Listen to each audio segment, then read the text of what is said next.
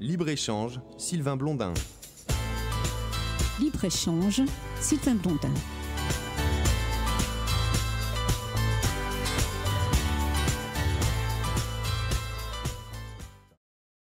Yann Arthus Bertrand, bonjour. Je suis très heureux d'être en face de toi aujourd'hui. Justement, il vient d'avoir une magnifique émission ce mardi sur France 2 que je recommande à regarder. Je sais que tu es en tournage, tu es très pris par rapport à tes engagements et par rapport aux prochains projets.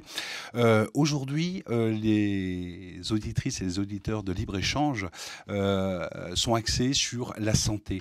Aujourd'hui, nous sommes 7 milliards d'habitants sur la planète, dont 1 milliard meurent de faim. On estime à 2050 environ 10 milliards, dont 4 milliards vont mourir de faim. C'est-à-dire qu'en fait, les 3 milliards supplémentaires d'êtres humains sur la planète vont mourir de faim.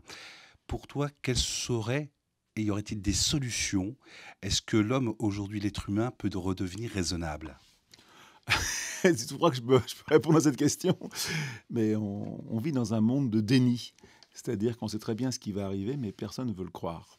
Je ne pense pas que 3 milliards de gens qui vont mourir de faim. C'est un peu plus compliqué que ça, comme c'est un raccourci un peu vite. C'est-à-dire que, d'abord, il faut savoir que quand je suis né, moi j'ai 67 ans, on était 2 milliards. Aujourd'hui, on est 7 milliards. C'est incroyable de penser que dans ma vie d'homme, la population du monde a triplé. Et on vit pas, moi, je ne vis pas comme mes parents. C'est-à-dire, j'ai un impact beaucoup plus fort. Ce que je consomme tous les jours, en nourriture, en vêtements, tout ce que j'achète n'est pas fabriqué en France. Il vient de loin. Il y a des gens qui ont travaillé dessus. C'est compliqué. Ils ont tous beaucoup de carbone à l'intérieur, puisqu'il y a beaucoup d'énergie qui a été dépensée. Et on sait bien qu'aujourd'hui, ce qu'il faudrait, en fin de compte, c'est vivre mieux avec moins. Hein. C'est tout simple. Et on n'en prend pas le chemin.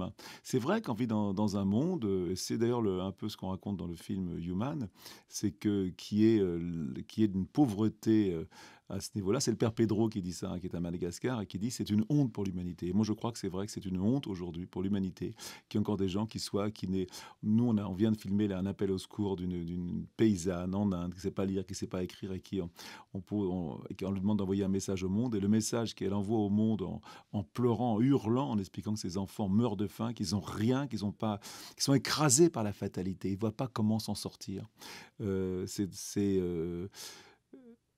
sais pas, j'ai pas la solution. J'ai pas la solution. On vit dans un monde où il y a certainement pas assez d'éthique et de morale, tout simplement. Et je pense que l'éthique et la morale, c'est quelque chose qu'on pourrait apprendre à l'école d'une façon différente.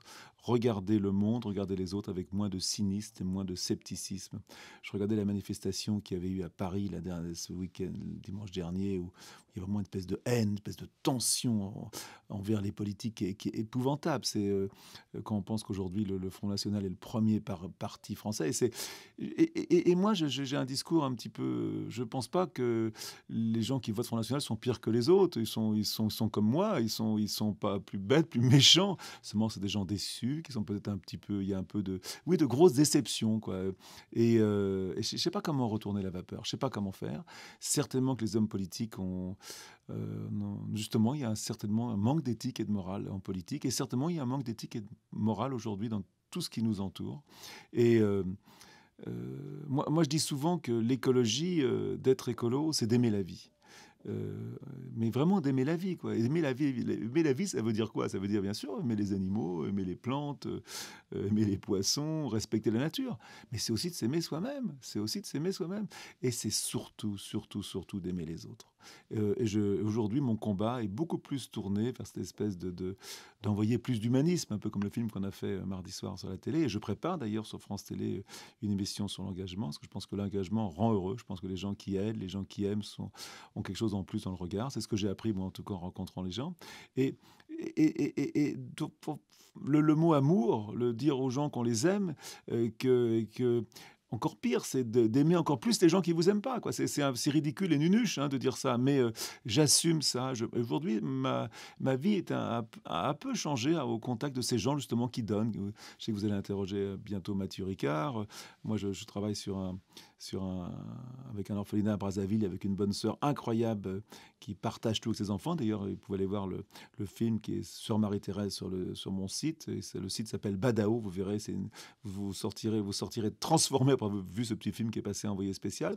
Et quand on a passé le film à Envoyé spécial, on a touché, avec 2800 personnes, sans pratiquement rien demander, près de 320 000 euros de dons pour leur construire une nouvelle maison. Comme quoi les gens sont prêts à aider, les gens sont prêts à donner, les gens sont moins cons qu'on a l'impression que voilà, ce qu'on leur offre à la télévision. Où les gens ont envie de comprendre, les gens ont envie de partager, les gens ont envie d'avoir de l'explication. Le film qu'on a fait sur la Méditerranée, où on essaie d'expliquer tous ces conflits, comment ça se passait, on a bien vu l'intérêt de... On n'a pas fait une audience incroyable, mais on a fait quand même 4 millions de personnes voilà, qui ont réfléchi à la Méditerranée et à tous ces pays qui sont autour. Bon, je vais arrêter de parler, je parle trop, je suis trop bavard ce matin. Mais comme je suis un écolo, comme j'aime la vie, je vous dis tout simplement, je vous aime tous. Alors, une autre question, Yann, parce que justement, tu parles de Mathieu Ricard, l'altruisme. Il vient de sortir un ouvrage qui s'appelle Plaidoirie pour l'altruisme. Justement, l'être humain n'est-il pas devenu trop égoïste à cause peut-être de nos politiques, à cause de la société, à cause chacun aujourd'hui veut avoir la dernière technologie et s'isole plus ou moins. Est-ce que c'est pas une cause et que pourrions-nous faire justement pour aller à l'envers de cela?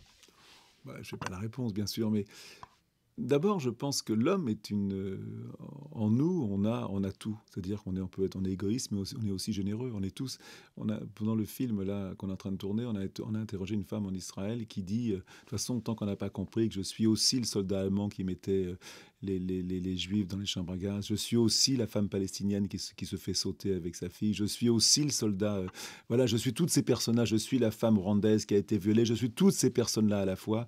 Et elle a tout compris. On a tous en nous ça. Et je pense que si l'homme a incroyablement réussi, parce que d'être 7 milliards aujourd'hui sur la planète, bien sûr, il y a toutes les espèces animales qui en souffrent, on prend la place des autres, mais en même temps, c'est un succès pour l'espèce humaine. Sur le papier, maintenant, je pense que c'est aussi son suicide, mais quelque part, c'est parce qu'on a aussi l'altruisme, on sait travailler ensemble, on se prend les idées les uns des autres et on s'aide les uns les autres, même si on est encore en conflit. Donc... il est trop tard pour être pessimiste. Voilà, ça c'est ma réponse. Donc, ce qui m'intéresse, c'est les gens qui font, pas les gens qui parlent, ceux qui sont dans l'action. Voilà, et il y en a beaucoup, beaucoup, beaucoup. Et dans cette émission justement qu'on prépare sur les ONG, je vois bien aujourd'hui comme il y a des millions de gens en France qui s'engagent, qui ont envie d'aider les autres. Donc ça me fait croire en l'humanité et croire en l'homme. Yann, merci beaucoup et j'invite toutes nos éditrices, nos éditeurs de notre émission Libre-Échange qui est repris en France, qui est repris également à l'étranger, de soutenir les actions menées par ta fondation, la fondation dans Good Planet. Et allez voir le film sur mon site, vous serez touché par la sœur Marie-Thérèse. Merci beaucoup, à très bientôt. Libre-Échange, Sylvain Blondin. Libre-Échange, Sylvain Blondin.